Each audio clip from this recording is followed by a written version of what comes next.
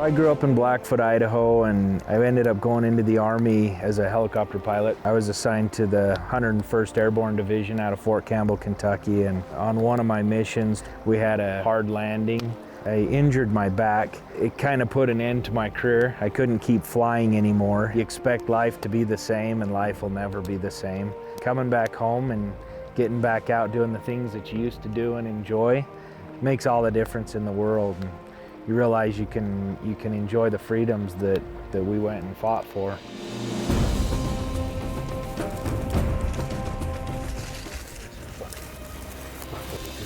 Oh man, see how there's He's under that big black tree. Pick your spot, deep breath in, squeeze.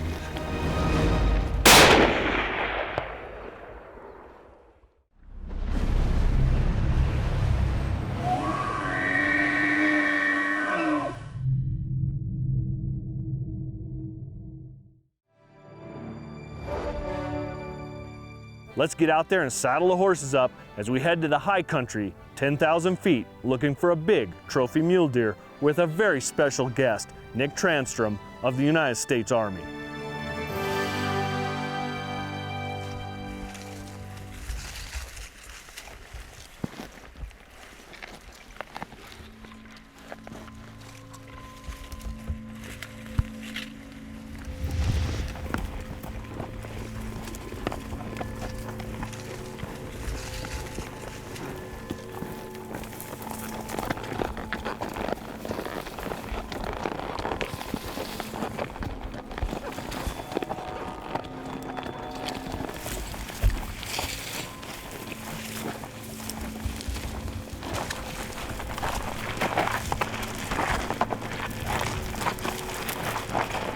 After about an hour and a half of steep horseback riding up to the top of the ridge in the darkness of early morning, it's now time to go at it afoot for the last half a mile.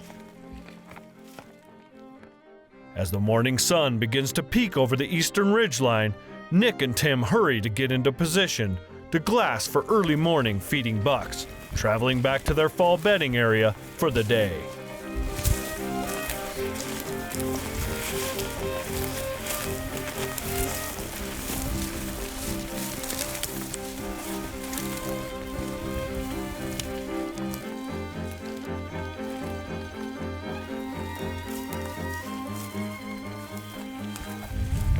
See, I told you there's too damn many elk that get in the way of the deer hunt. You screw everything up.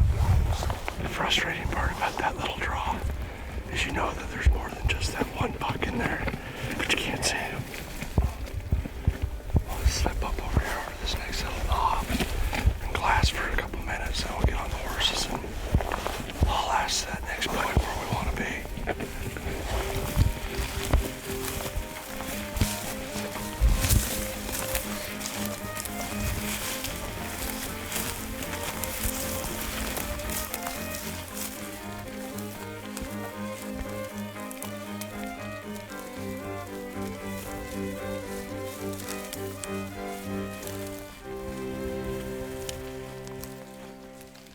These little 4 points, aren't they? When I first seen them, they looked like they were hard horned already. Are they in velvet? I think the one on the right, the one on the left definitely is. The one on the right, I think he's starting to rub it. Have you seen some pretty big bucks up in this part? Yeah.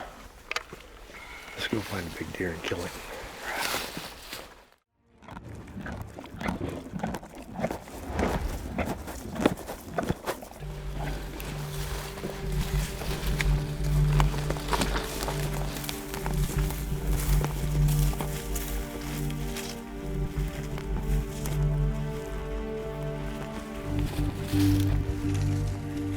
This year, the bucks seem to have rubbed off their velvet about 10 days early, causing them to be more nocturnal than normal for this time of year. I'm hoping this premature occurrence doesn't tank Nic's chances at an older, more mature buck deer he so obviously deserves. You know what, that deer ain't real wide, but I think he's a shooter. He's a cool deer. He's heavy. The problem is that damn deer's only like 23 inches wide. If you laid him out another 5 inches, he'd be a definite shooter. He's hard-horned. He's He's not a shooter. He's, I don't know, 23 inches wide. He's tall, really, really heavy. Good backs, mediocre fronts.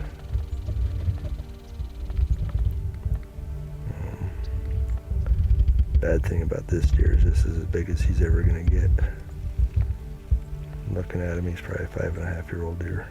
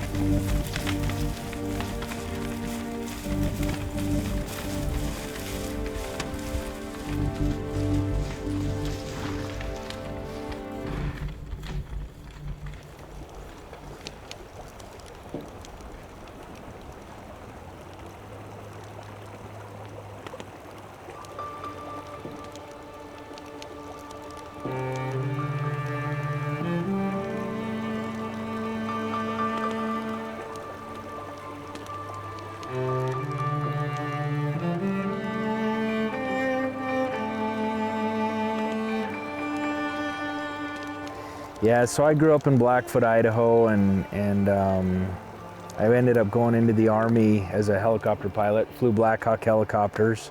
I was assigned to the 101st Airborne Division out of Fort Campbell, Kentucky, and spent most of my time there. I was in about 10 years. As part of that unit, you know, we deployed and deployed to Iraq. On one of my missions, towards the end of our deployment, we had a hard landing. I injured my back, and it kind of put an end to my career. I couldn't keep flying anymore. Had to make a career change because of that injury. I moved back home here to Blackfoot and raising my family. I got 5 little girls, and the oldest one's 12, and someday she's going to be a hunter too. Bring her up. And we've got twins. They're a handful. My youngest one's 4, and they're great though. They bring me a lot of happiness, and they're the best part of my life for sure.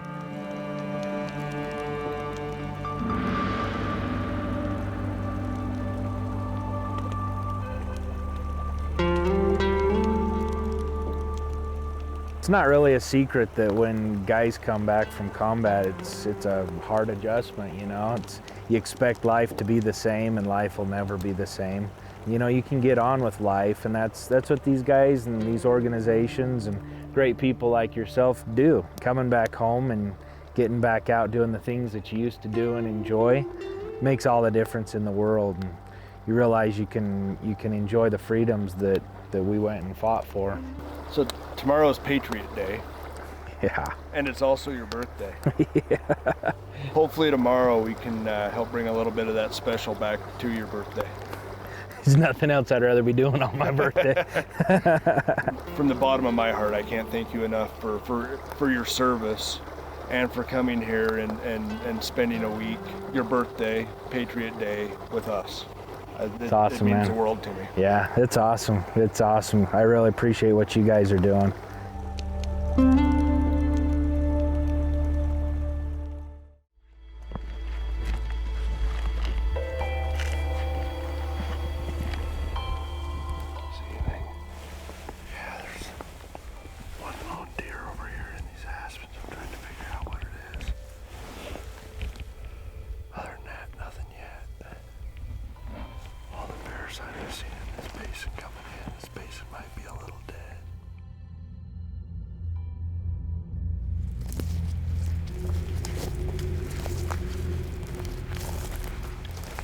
So far, the deer seem to be few and far between this morning, but we still have a few basins left to glass out before the morning hunt is over.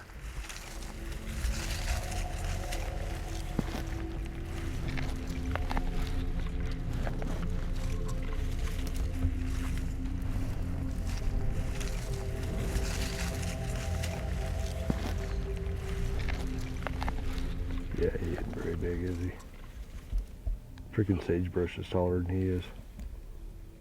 His shoulders are straight down. See how much room he's got between the ground and his belly. He's a hungry little turd. Probably a pretty good chance he might come right down this trail.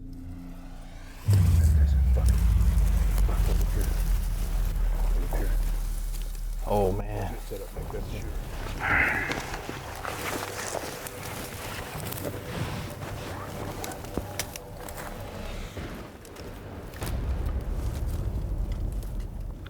Yeah, his weights are too tall. He got those sticks.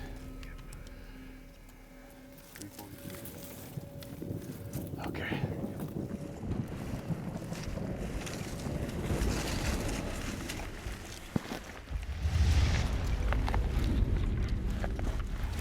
You see the green bush?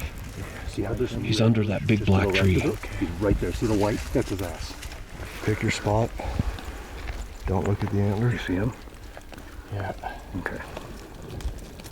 Deep breath in. Squeeze.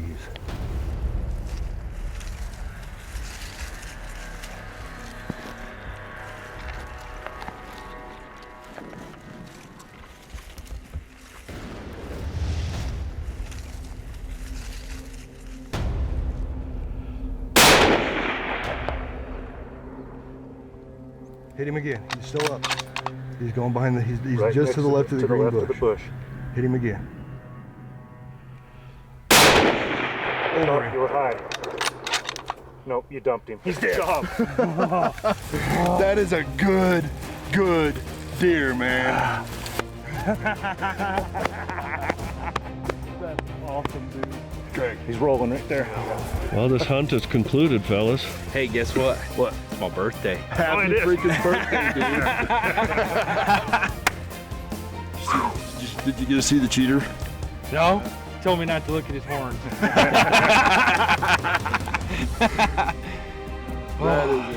That's a good deer, man. All right, let's go see that Let's go buck. see that buck. See him.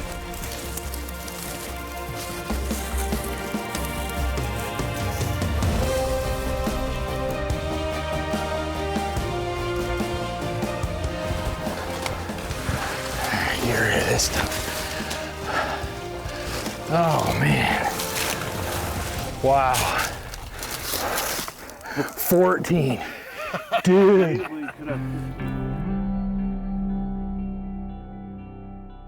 Yeah, I was walking up the hill. I'm like, God, I gotta call Dad.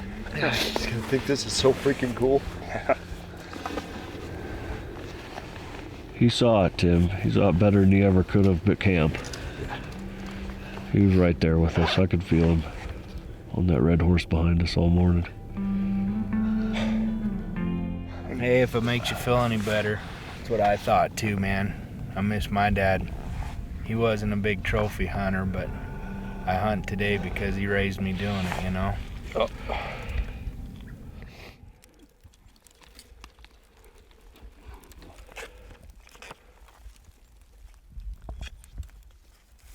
$30 and a quarter. 30-inch deer, 24 points. That's a tank. That buck's got everything. Yeah. Everything you could ever want. Droppers, cheaters, mass, extra eye guards, 30 inches. It's a good day. Congratulations on a monster deer, Nick. Man, this is hunt of a lifetime This right is- here. Been awesome. We spotted the buck up the hill. He made a great one-shot kill.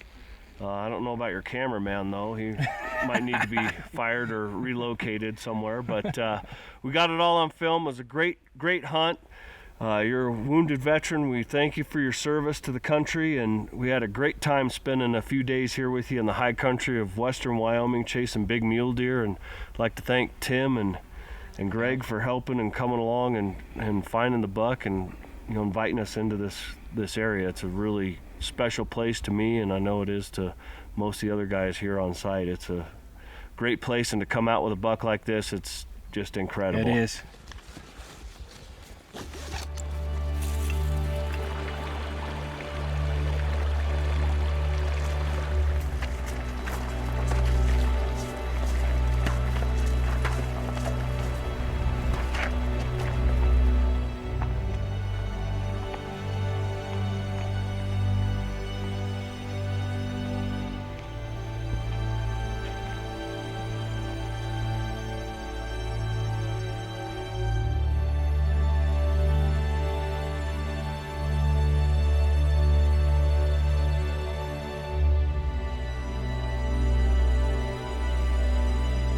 This part of the world has always been a very special place for both Tim and I, as we've grown up together in the Jackson Hole area of Wyoming. We've hunted these very wild and scenic ridgelines with our fathers and grandfathers for over 30 years now.